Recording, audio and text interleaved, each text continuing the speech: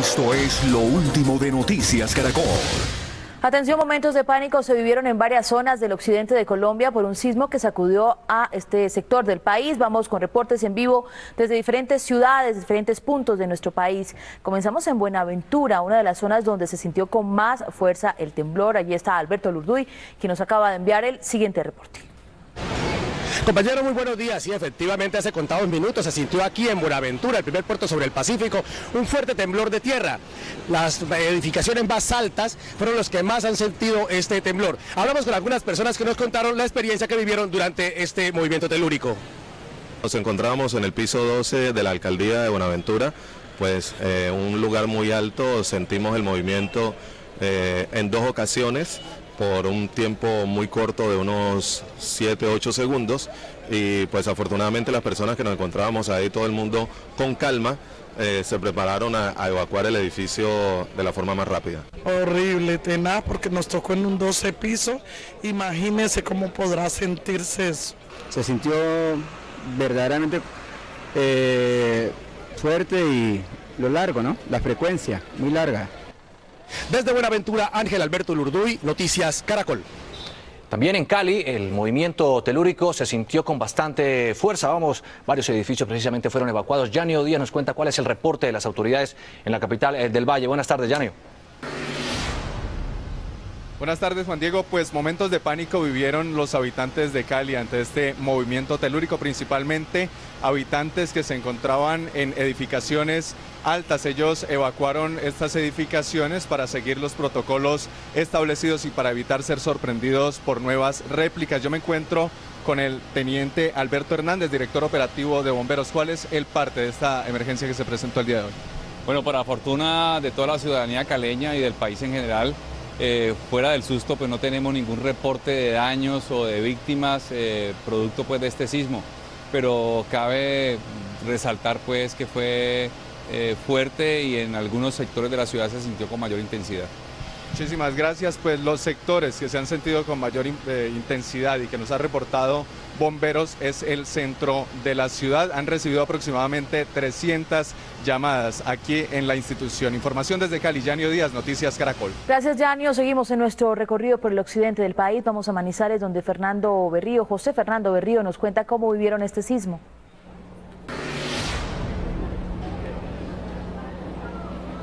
Fuerte este movimiento telúrico, sin embargo el susto se vivió sobre todo en aquellas edificaciones altas. Muchas personas se asomaron a las ventanas. Algunos minutos después empezaron a desalojar instituciones como la gobernación, entidades públicas, algunas entidades bancarias. Sin embargo, pues de acuerdo con el reporte que han dado las autoridades, no se han presentado temas que lamentar. Saludamos al mayor Carlos Marín de los Bomberos de Manizales. ¿Hay alguna orden? Ustedes hicieron un barrido, ¿cómo encontraron la ciudad?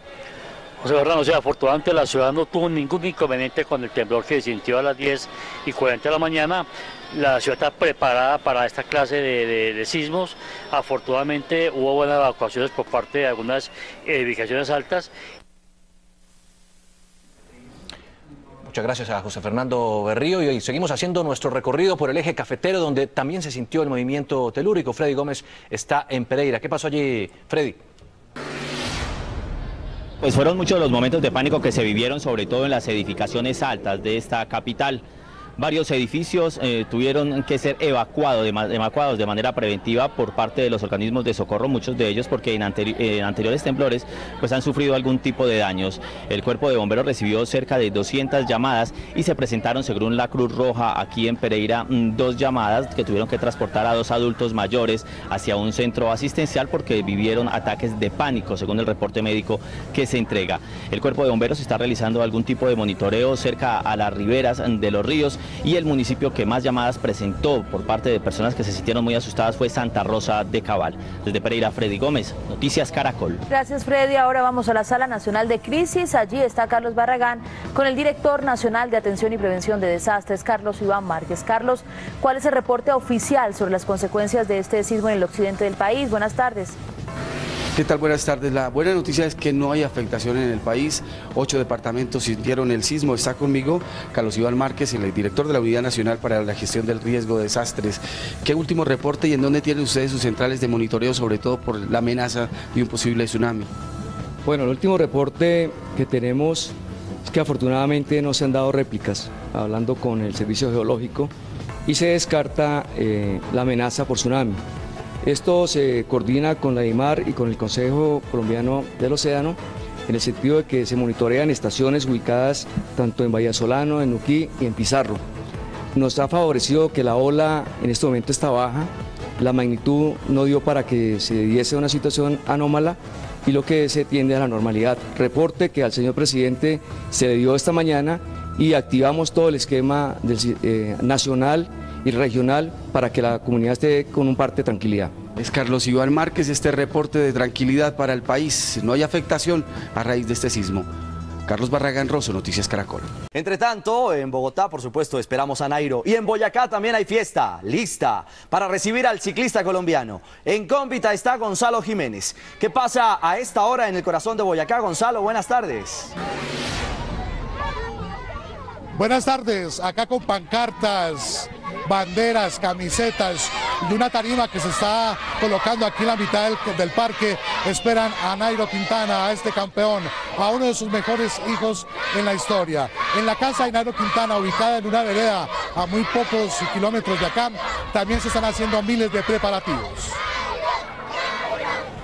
En la casa materna del actual subcampeón del Tour de Francia, en la vereda San Rafael, en Cómbita, Boyacá, se hacen miles de preparativos para recibir como todo un héroe a Nairo Alexander Quintana. Agradeciéndole a mi Dios todos los triunfos que nos ha dado, las bendiciones que nos ha dado a todas las familias.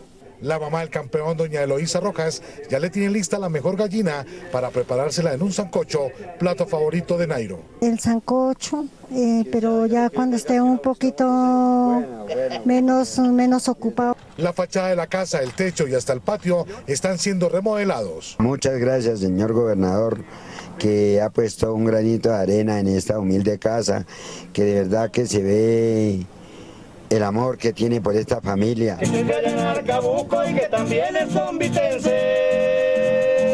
Los vecinos y paisanos de Nairo también le tienen una sorpresa. Ya le compusieron una canción típica de Boyacá con letra del triunfo en el Tour de Francia. Segundo en la general, tenemos Nairo para rato. Y ustedes en casa no se despeguen de Noticias Caracol. A la 1 de la tarde les tendremos la emergencia que se presentó en el municipio de Cocorná por la caída de una gigantesca roca que dejó 2 muertos y un herido. Además, la grave situación de orden público de Caucasia, Bajo Cauca antioqueño, por el paro minero. A la 1.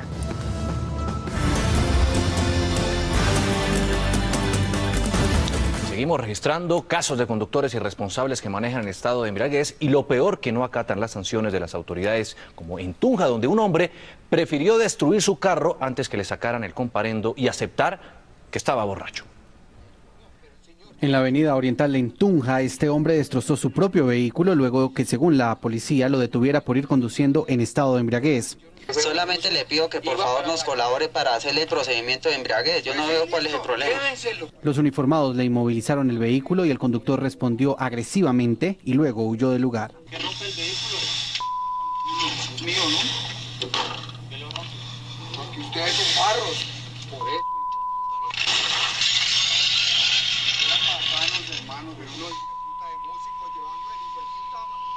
Llevando el bulto, hermano, porque nos han quitado hasta las bandas y todo, hermano. Para meter más policías, más balas. ¿Está borracho, hermano? No, yo estoy borracho. Llévenselo. En el momento del retén, el hombre confirmó que se había tomado algunas cervezas. ¿Alcoholemia, señor? Ay, sí me tomé una cerveza, señor. Sí, yo no le estoy diciendo mentira ni nada. Ni estoy borracho ni nada, hermano. Hágale, señor. ¿No realiza la prueba de alcoholemia? No. El señor conductor se baja en estado agresivo contra los policías y no permite la realización del procedimiento y el examen de embriaguez respectivo.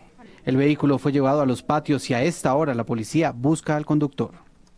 Y en la vía La Calera, el conductor de una volqueta, quien se encontraba en estado de licoramiento, se chocó contra 2 vehículos, destruyó la fachada de 2 casas y dejó heridas a 2 personas. En el lugar se encuentra Yarit Muñoz.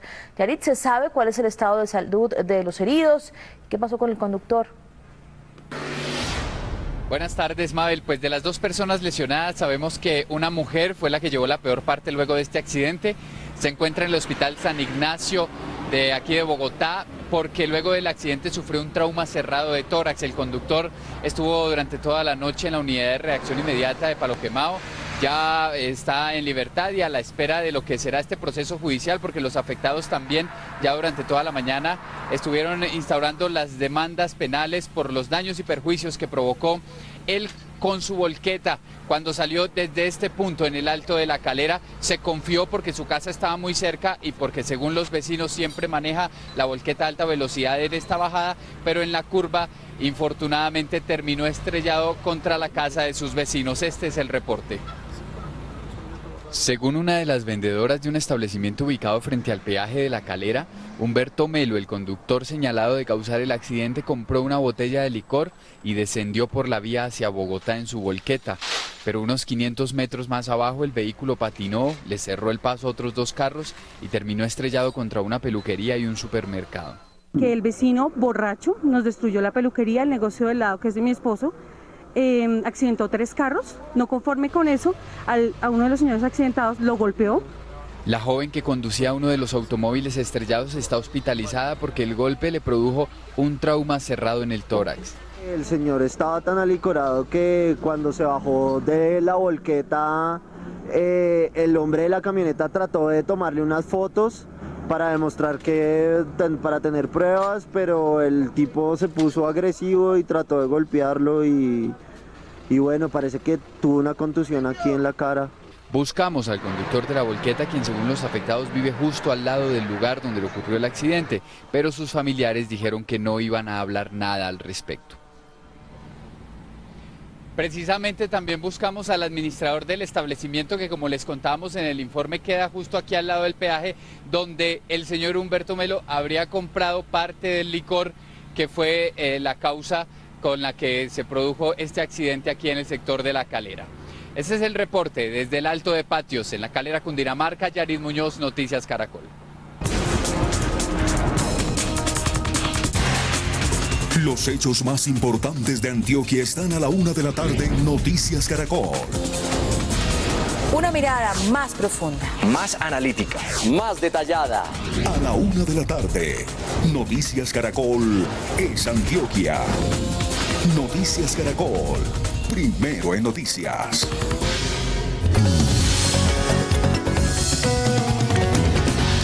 Es la 1, vamos con las noticias de Medellín y Antioquia.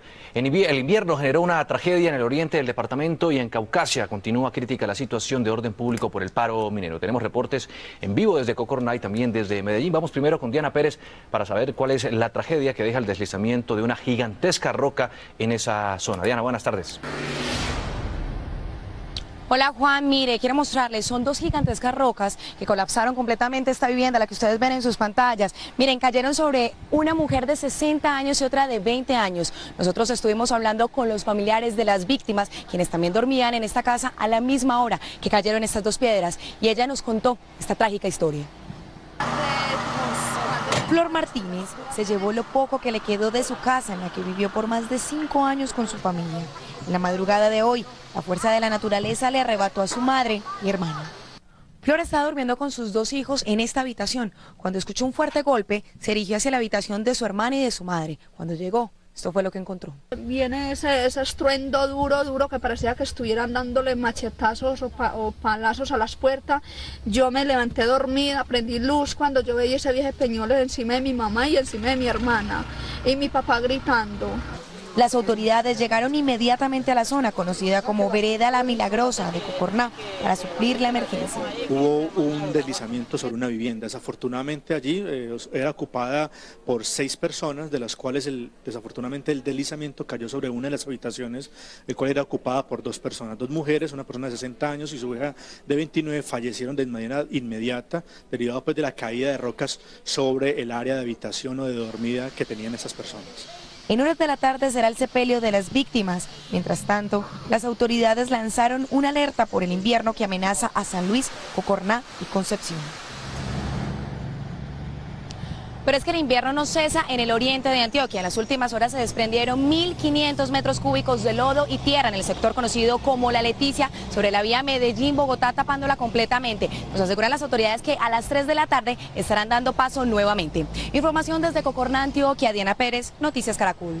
Más adelante un nuevo reporte. Diana, gracias. Vamos ahora a Medellín porque sigue siendo crítica la situación de orden público en Caucasia, esto es en el Bajo Cauca antioqueño. Los más afectados son los transportadores y los viajeros. Juan Pablo López, ¿qué es lo último sobre este paro? Buenas tardes.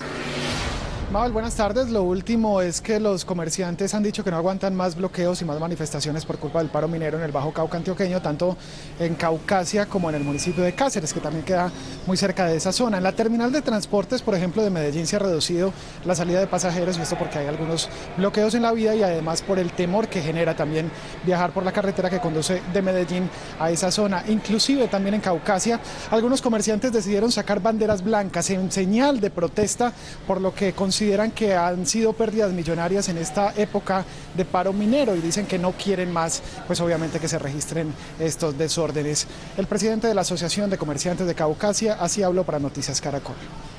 El comercio organizado de Caucasia decidió izar banderas blancas en todas sus empresas, dando un mensaje de paz, de unión y de convivencia para que el comercio de Caucasia, incluyendo a todos los comerciantes organizados, estemos unidos y prestemos servicio en el comercio de la región y dinamicemos la economía de la región. Dos datos importantes. Se ha dicho por parte de las autoridades que en 40% han caído los despachos de alimentos desde Medellín hacia la costa atlántica que utilizan esa vía, esto por los bloqueos que se han presentado por las manifestaciones. Y el segundo, ha recobrado la libertad el conductor que resultó involucrado en un accidente el pasado fin de semana en el que resultaron 7 personas muertas y 5 más heridas. Sin embargo, resulta que queda vinculado todavía a la investigación. Las autoridades todavía están adelantando las investigaciones pertinentes para saber qué fue lo que sucedió. Información por el momento desde Medellín. En el departamento de Antioquia, Juan Pablo López Velázquez, Noticias Caracol.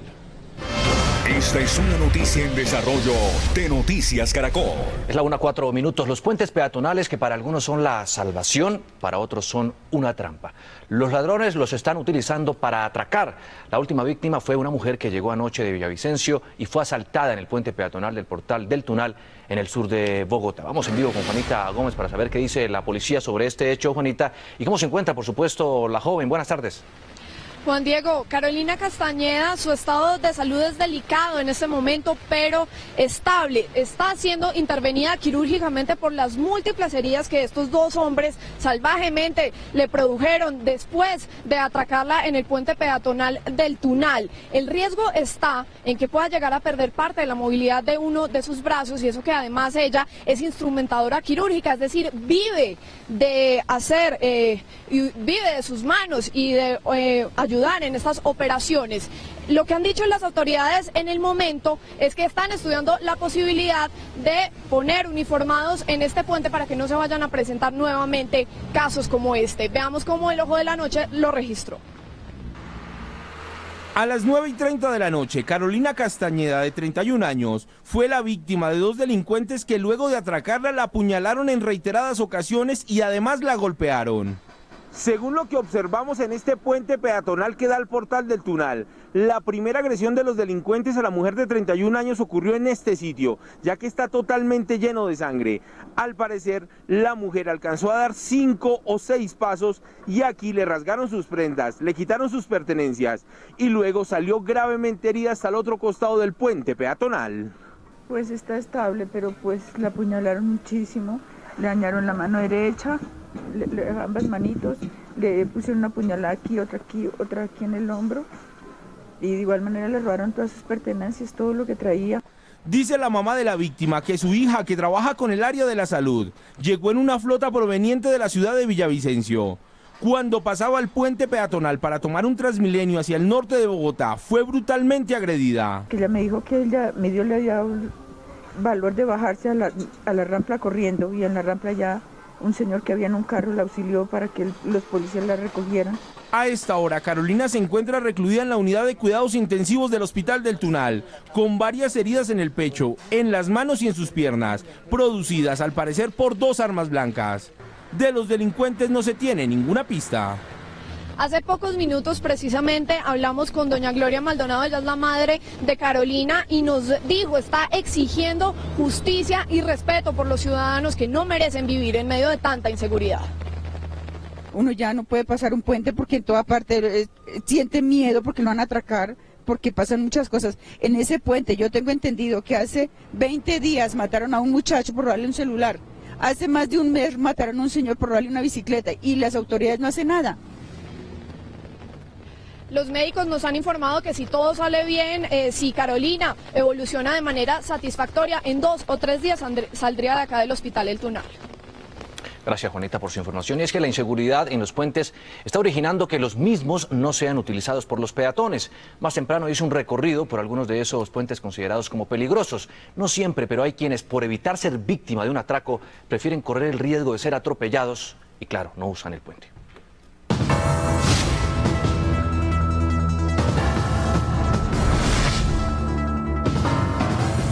Avenida Ciudad de Cali con calle 13. Aquí hay 3 puentes peatonales. 1, 2, el vehicular, y 3, ese que se ve enfocándome desde esa cámara, pero muchos prefieren pasar por acá.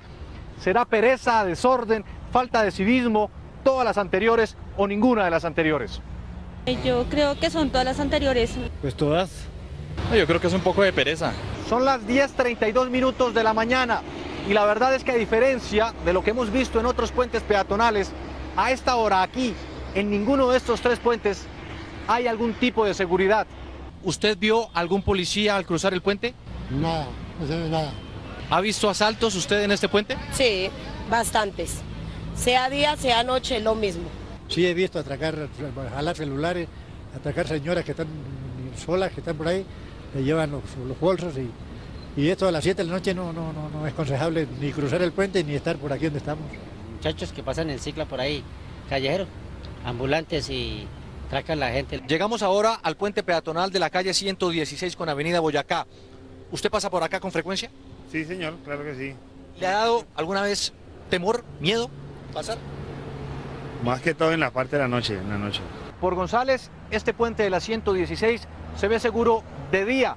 Según la policía, este año en Bogotá han sido capturados 17.000 atracadores callejeros delinquiendo, algunos de ellos en espacios urbanos como este. Hay 800 auxiliares bachilleres custodiando apenas 190 de 250 puentes ubicados en vías principales o puntos de alto impacto, no en muchos otros barrios. Pero, ¿pasaría usted por aquí de noche o en medio de la penumbra?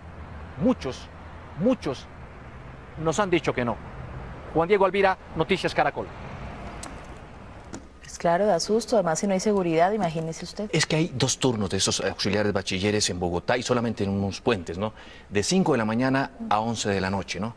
Y auxiliares que a veces no tienen cómo apoyar a la gente, solamente como ayudar a coordinar. Evitan, y hace poco mataron a uno de estos auxiliares bachilleres precisamente por auxiliar a una persona, pero no siempre dan abasto.